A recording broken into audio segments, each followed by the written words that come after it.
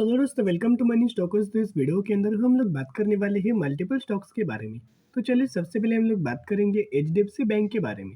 तो HDFC bank का अगर आप परफॉर्मेंस देखोगे तो ऑलमोस्ट हमें 1% की गिरावट एचडीएफसी बैंक के अंदर नजर आ चुका था।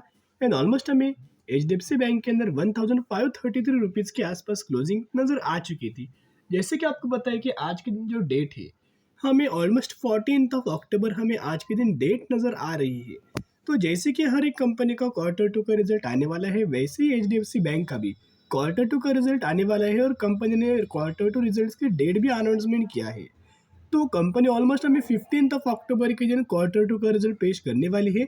यानी कि कल ही के दिन आपको एचडीएफसी बैंक का क्वार्टर टू का रिजल्ट आने वाला है, जो कि कल के दिन है संडे। तो संडे के दिन को मार्केट क्लोज होता है, सही बात है। तो इसका इम्पैक्ट हमें मंडे के दिन इंडियन स्टॉक मार्केट के अंदर नजर आ सकता है। जिस तरीके से एचडीएफसी बैंक अपना क्वार्टर टू का रिजल्ट पेश करेगा, उस तरीके से स्टॉक मार्केट के अंदर इम्पैक्ट हमें मंडे के दिन आपको नजर आ सकता है। तो आपको पता ही होगा कि रिजल्ट्स आने से पहले हमें ब्रोकरेज फर्म का रिजल्ट्स रिगार्डिंग एक प्रिडिक्शन होता है। एक क्वार्टर टू का रिजल्ट प्रीव्यू में आपके साथ शेयर करना चाहूंगा, जो कि ब्रोकरेज फर्म का एनालिस्ट लोगों को क्या मानना है कि एचडीएफसी बैंक किस तरीके से रिजल्ट हमें परफॉर्म कर सकता है। तो चलिए बात कर लेते हैं एचडीएफसी बैंक का पिछले एक महीने का परफॉर्मेंस देखोगे तो पिछले एक महीने में 8% की गिरावट हमें एचडीएफसी बैंक के अंदर नजर आ चुकी है। बीच में आपको पता है मार्केट बहुत ज़्यादा वॉलेटिल था।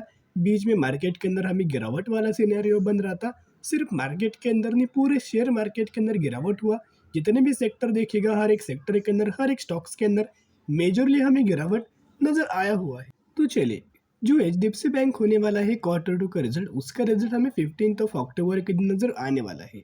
अभी आफ्टर द मर्जर, यानी कि एचडीएफसी लिमिटेड का एचडीएफसी बैंक के साथ जो मर्जर हुआ था, उसके बाद हमें सबसे पहले रिजल्ट आने वाला है। तो रिजल्ट्स के अंदर क्या परफॉर्मेंस है, चलिए बात कर लेते हैं। तो अलग अलग ब्रोकरेज फर्म का अलग अलग व्यू हमें नजर आया हुआ है, अलग अलग स्टेटमेंट हमें दिया हुआ है। देखिएगा, सबसे पहले ब्रोकरेज फर्म है Motilal Oswal financial services.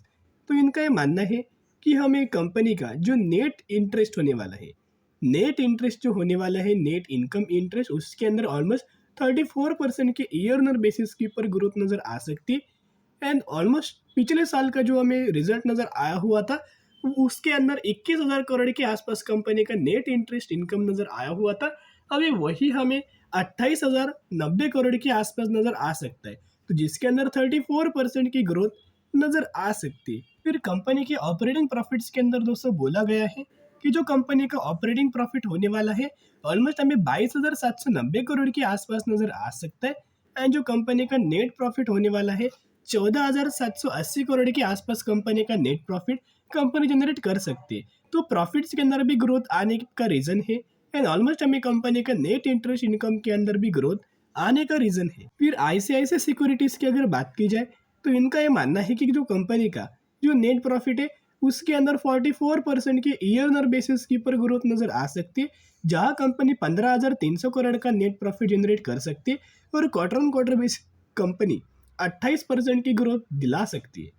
And इनका ये मानना है कि जो नेट इनकम इंटरेस्ट होने वाला है एनआईआई, वो 29,100 करोड़ के आसपास जनरेट हो सकता है, जो कि ईयर ऑन बेसिस के पर 38% के आसपास ये ग्रो हो सकता है।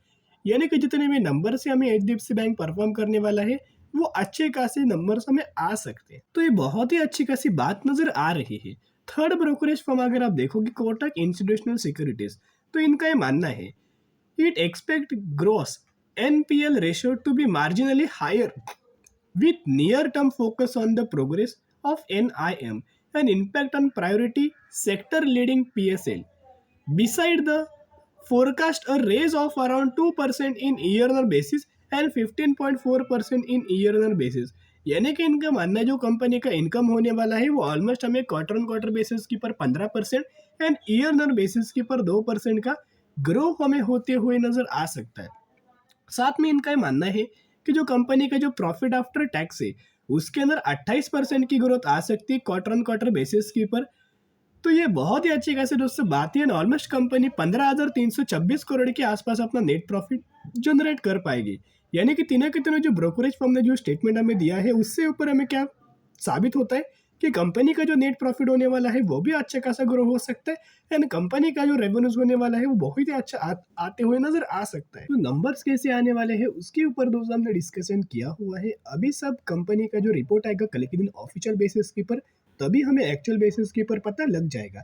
लेकिन जैसा भी कंपनी का रिजल्ट आने वाला है बहुत ज़्यादा चांसेस है कि कंपनी का पॉजिटिव रिजल्ट हमें आ सकता है एंड मंडे के दिन हमें एचडीएफसी बैंक के साथ साथ मार्केट के अंदर भी रैली हमें आ सकती है। एचडीएफसी बैंक का अगर आप मैक्सिमम का परफॉर्मेंस देखोगे तो बहुत ही अच्छे कंपनी ने परफॉर्म किया है, कंसिस्टेंटली कंपनी के अंदर ग्रोथ नजर आई है एंड 27,000% तक का रिटर्न शेयर होल्डर्स को प्रोवाइड करके दिया हुआ है। तो ये बहुत ही अच्छी कंपनी है। शॉर्ट टर्म बेसिस के ऊपर बिल्कुल भी खरीदारी आपको नहीं करना चाहिए। लंबे समय के लिए अगर आप होल्ड करना चाहेंगे तो ही खरीदारी करना, नहीं तो आप स्किप करके ही चल सकते। अभी दोस्तों हम लोग बात करने वाले हैं इन्फोसिस के बारे में। तो इन्फोसिस का जो परफॉर्मेंस था ऑलमोस्ट हमें 2 से 2.5% की गिरावट के अंदर नजर आ चुका था। क्लोजिंग हमें नजर आया 1432 रुपीज के आसपास हमें इन्फोसिस कंपनी की क्लोजिंग नजर आ चुकी है। एक्चुअल बेसिस जो ऊपर जब कंपनी मार्केट जब ओपन हुआ था तब ऑलमोस्ट हमें इन्फोसिस 4 से 5% का गैप डाउन हमें ओपनिंग नजर आया हुआ था।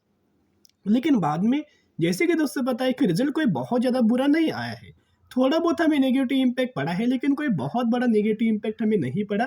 इसी की वजह से धीरे धीरे करके हमें रिकवरी इन्फोसिस कंपनी के अंदर नजर आ रही है। अभी भी एक रिक्वेस्ट आपके साथ करना चाहूँगा, जितना कंपनी गिरे उतना अपने पोर्टफोलियो के अंदर ऐड करना। कोई बहुत बड़ी गिरावट दोस्तों नहीं होने वाली ऐसे प्राइस रेंज के ऊपर मिलने के लिए। आने वाले फ्यूचर में बिल्कुल भी ये प्राइस रेंज आपको नजर नहीं आएगा। जो price range currently company belong कर रहा है वो एक बहुत ही ज़्यादा चीपेस्ट प्राइस रेंज के आसपास ये कंपनी बिलोंग कर रहा है। ज़्यादातर एक तो कंपनी गिरता नहीं। करंटली क्या है, ग्लोबल लेवल के ऊपर भी थोड़ा बहुत हमें आईटी सेक्टर प्रेशराइज है एंड साथ में हमें इंडियन स्टॉक मार्केट के अंदर भी कंपनीज के रिजल्ट्स हमें आ रही है एंड साथ में जो अपना मार्केट है वो बहुत ज़्यादा करंटली हमें वॉलेटाइल है। इसी की वजह से अगर दोस्तों हर एक चीज़ों का अगर आप डिटेल एनालिसिस करेंगे तो मार्केट पैनिक लेवल होने के कारण ही हमें अच्छी कंपनी के अंदर लगातार गिरावट हो रहा है।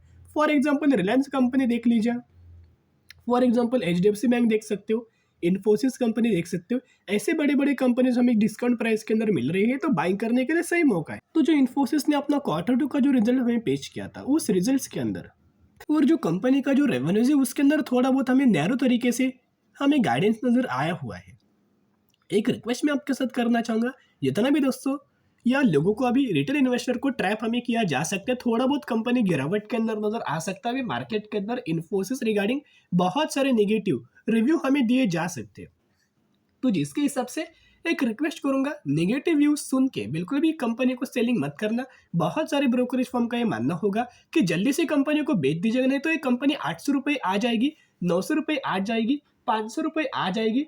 लेकिन दोस्तों कंपनी उतना बिल्कुल भी नहीं गिरने वाली, उतना कोई ह्यूज अमाउंट ऑफ इम्पैक्ट हमें कंपनी के अंदर नजर नहीं आएगा। सिर्फ और सिर्फ रिटेलर्स को ट्रैप करने के लिए सभी चीजें आपको करते हुए मार्केट के अंदर दिख सकता है। साथ में दोस्तों कंपनी ने एक बहुत अच्छे खासा डिसीजन लिया हुआ है। यहाँ एम्प्लॉयज के लिए, जो लोग जॉब सर्च कर रहे हैं उनके लिए तो नेगेटिव खबर है, लेकिन ये कंपनी के लिए पॉजिटिव खबर साबित हो सकता है। TCS, Infosys, HCL tech hiring crash across Indian IT companies in Q2 financial year 2024। यानी कि इस क्वार्टर के अंदर कंपनी बिल्कुल भी दोस्तों कोई हायरिंग नहीं करने वाला, नए एम्प्लॉयज को बिल्कुल भी दोस्तों जॉब ऑफर नहीं करने वाला। अभी उसके पीछे का रीजन है कि कंपनी के अंदर मार्जिन्स को अगर ग्रो करना होगा, प्रॉफिट्स के अंदर ग्रो करना होगा, रेवेन्यूज के अंदर ग्रो करना होगा तो कंपनी को हायरिंग कम करना होगा। तो कहीं ना कहीं अगर आप देखोगे तो इसी तरीके से कंपनी का प्लान है। अभी इससे होगा क्या कि आने वाले क्वार्टर्स के अंदर कंपनी का थोड़ा बहुत मार्जिन बढ़ सकता है, थोड़ा बहुत रेवेन्यूज बढ़ सकता है, थोड़ा बहुत कंपनी का प्रॉफिट्स बढ़ सकता है। तो जितना भी कंपनी गिरे उतना धीरे धीरे करके अपने पोर्टफोलियो के अंदर ऐड करना। तो चलिए टेक्निकल चार्ट पैटर्न्स के ऊपर हम लोग डिस्कशन कर लेते हैं। अगर आप इस चैनल को डेली फॉलो करते हो तो मैंने टेक्निकल चार्ट आपके साथ शेयर किया था। कंपनी का जो रजिस्टेंस टेबल है 1500 रुपये का है और यहाँ दोस्तों एक ट्रेड लाइन हमें नजर आई है। लगातार कंपनी इसी ट्रेड लाइन को रिस्पेक्ट करके हमें आगे बढ़ते हुए नजर आ रही है। पिछले 3 बार दोस्तों कंपनी ने इसी ट्रेड लाइन के आसपास सपोर्ट लिया एंड करंट बेसिस के ऊपर ट्रेड लाइन के ही आसपास कंपनी ट्रेड करते हुए नजर आ रही है। तो बहुत ज़्यादा चांसेस ये है कि यही थोड़ा बहुत आपको पैनिक लेवल कंपनी कर सकती है, रिटेल इन्वेस्टर को भगा सकती है और फिर यही से कंपनी का रिवर्सल नजर आ सकता है।